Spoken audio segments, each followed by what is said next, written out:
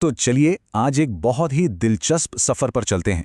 आज के इस विश्लेषण में हम एक ऐसी दुनिया में कदम रखने वाले हैं जहां प्राचीन ईश्वरीय ज्ञान और आज की आधुनिक चुनौतियां आपस में टकराती भी हैं और जुड़ती भी हैं। अक्सर ऐसा लगता है ना कि पौराणिक कथाएं और आज का विज्ञान दो बिल्कुल अलग अलग दुनिया है। लेकिन आज हम जिस स्रोत पर चर्चा करने वाले हैं उसने इन दोनों को एक ही धागे में पिरोने की कमाल की कोशिश की है। तो बिना किसी देरी के इस शानदार सफर की शुरुआत करते हैं। अब जिस स्रोत या सोर्स मटेरियल पर हमारी आज की पूरी चर्चा टिकी है वो है वैदिक वाणी पत्रिका के 24वें साल का पहला अंक। इसका कवर ही अपने आप में बहुत कुछ कह देता है। ये कोई आम मैगजीन नहीं है, बल्कि संस्कृत और हमारी संस्कृति को सहेज कर रखने की एक बड़ी कोशिश है। एक ऐसी त्रैमासिक यानी क्वार्टरली पत्रिका जहां दर्शन, भक्ति और हमारी आज की जीवन शैली सब एक ही जगह मिलते हैं।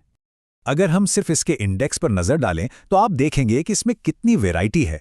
ये अंक किसी एक मुद्दे तक सीमित नहीं है।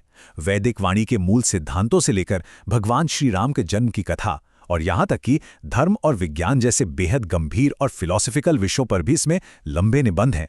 एक ही जगह इतने अलग अलग विषय, वाकई ये विश्लेषण काफी बहुआयामी होने वाला है। तो इस थोड़े से कॉम्प्लेक्स कंटेंट को आसानी से समझने के लिए हमने इसे 3 मुख्य हिस्सों में बांट दिया है। पहला, ईश्वरीय संकल्पना। दूसरा, ईश्वरीय कार्य। और तीसरा, इसका आधुनिक अनुप्रयोग यानी आज के दौर में इसका एप्लीकेशन। शुरुआत करते हैं हमारे पहले हिस्से से, ईश्वरीय संकल्पना। ये धर्मशास्त्र का बिल्कुल मूल आधार है। पत्रिका एक बात बिल्कुल साफ और बिना किसी शक के कहती है, और मैं यहां सीधे कोट कर रहा हूं, नारायण ही परम ब्रह्म हैं। ग्रंथ के मुताबिक नारायण पूरी तरह निर्दोष हैं, सारे कल्याणकारी गुणों का खजाना है और इस दुनिया की तमाम भौतिक चीज़ों से बिल्कुल अलग, सर्वथा विलक्षण है। ये सिर्फ एक विचार नहीं है, बल्कि ये इस पूरी पत्रिका का कोर फाउंडेशन है। इसके अनुसार एक इंसान का सबसे बड़ा कर्तव्य इसी सर्वोच्च सत्ता का ध्यान और कीर्तन करना है। लेकिन रुकिए, ये बातें सिर्फ किताबी नहीं है। इस सिद्धांत को समझाने के लिए पत्रिका में कई ऐसे पौराणिक उदाहरण दिए गए हैं जहां पूरी तरह समर्पण करने पर मोक्ष मिला। सोचिए, गजेंद्र नाम का वो हाथी जिसने अपने सबसे मुश्किल वक्त में नारायण को याद किया, या फिर ध्रुव जिन्होंने अपनी कठोर तपस्या से अक्षय पद पा लिया। विभीषण और प्रहलाद की कहानियां भी इसी लिस्ट में हैं। इन सभी कथाओं का एक ही मकसद है, ये साबित करना कि सच्ची श्रद्धा से ही ईश्वरीय कृपा मिलती है। अब यहां एक बड़ा सवाल उठता है। ठीक है, दर्शन और मोक्ष की ये बातें बहुत ऊंची हैं, पर ये जो ईश्वरीय सर्वोच्चता है, ये असल में इस धरती पर, इस फिजिकल दुनिया में काम कैसे करती है? ईश्वरीय सत्ता धरती पर आकर अपना कार्य कैसे अंजाम देती है? और यही सवाल हमें हमारे दूसरे हिस्से की तरफ ले जाता है, ईश्वरीय कार्य। यहां हम श्री राम के प्रादुर्भाव यानी उनके अवतार की बात करेंगे। इस कथा की शुरुआत किसी ब्लॉकबस्टर फिल्म से कम नहीं है। एक राजा हैं, दशरथ। उन्होंने 60,000 साल तक भूमंडल पर राज किया। सब कुछ था उनके पास, बस एक ही कमी थी, एक संतान की। इस गहरी चिंता के बीच उन्होंने वशिष्ठ और दूसरे ऋषियों से बात की। नतीजा, पहले अश्वमेध यज्ञ हुआ और फिर पुत्र प्राप्ति की तीव्र इच्छा के साथ ऋष्यशृंग मुनि के नेतृत्व में शुरू हुआ पुत्र कामेष्ठी यज्ञ। ये पूरा घटनाक्रम हमें दिखाता है कि इंसान की कोशिश और ऊपर वाले का विधान दोनों साथ मिलकर कैसे चलते हैं। इस यज्ञ के बीच जो चमत्कार हुए वो सोर्स के हिसाब से सचमुच अद्भुत हैं। जब आहुतियां दी जा रही थीं, तब पता है क्या हुआ? अग्निदेव खुद प्रकट हुए।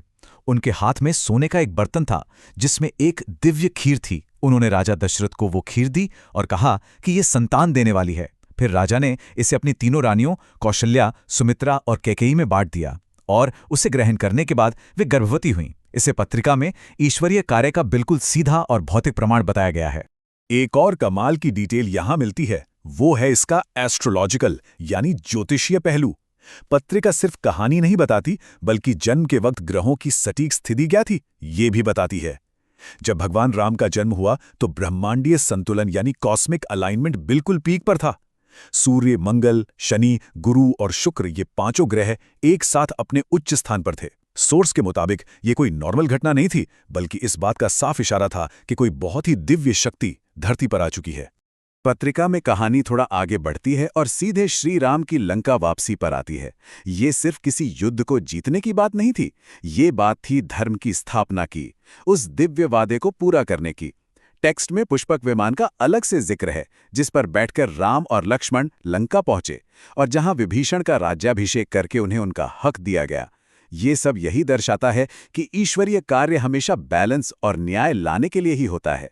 लेकिन अब जरा सोचिए, एक तरफ ये गहरा धर्मशास्त्र है, ये इतनी पुरानी और महान कथाएं हैं, पर आज के इस तेजी से बदलते टेक ड्रिवन दौर में जहां विज्ञान ने इंसान को अपार शक्तियां दे दी हैं, वहां न्याय और धर्म की ये पुरानी कथा फिट कहां होती है? क्या आज की आधुनिक दुनिया में इसका कोई मतलब बचा भी है? इसी सवाल का जवाब हमें अपने तीसरे और आखिरी हिस्से में मिलता है, आधुनिक अनुप्रयोग, जहां धर्म और विज्ञान का आमना सामना होता है। तो पत्रिका ने यहाँ विज्ञान और धर्म दोनों के रोल्स को बहुत ही निष्पक्ष तरीके से समझाया है। लेखक ये क्लियरली मानते हैं कि एक तरफ विज्ञान हमें सुख साधन देता है और फिजिकल प्रोग्रेस देता है, पर दूसरी तरफ धर्म हमें अंदर की शांति और सदाचार की दिशा दिखाता है। अगर विज्ञान प्रकृति के राज खोलता है तो धर्म हमें अपना फर्ज याद दिलाता है। सोर्स ये बिल्कुल साफ कहता है कि इंसान की भलाई के लिए इन दोनों का होना जरूरी है। ये मानो एक ही पेड़ की दो शाखाएं हैं। पर यहाँ एक कैच है, और लेखक ने आज की दुनिया को लेकर एक बहुत ही गंभीर चेतावनी भी दी है। पत्रिका के मुताबिक जब विज्ञान से इमोशन यानी भावना गायब हो जाती है, तब वो विनाशकारी बन जाता है।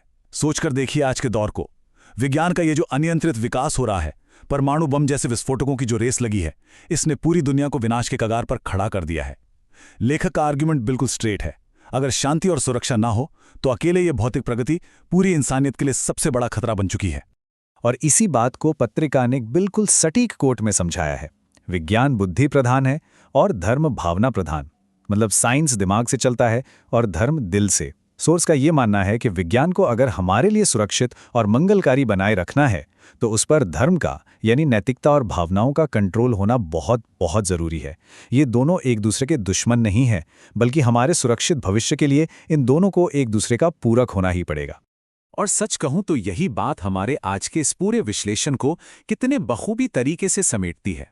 प्राचीन धर्मशास्त्रों के उस ईश्वरीय कॉन्सेप्ट से लेकर महाकाव्यों की उन कथाओं और आखिर में परमाणु युग की चिंताओं तक का जो हमने सफर तय किया है, ये सब हमें एक ही चौराहे पर लाके खड़ा करता है।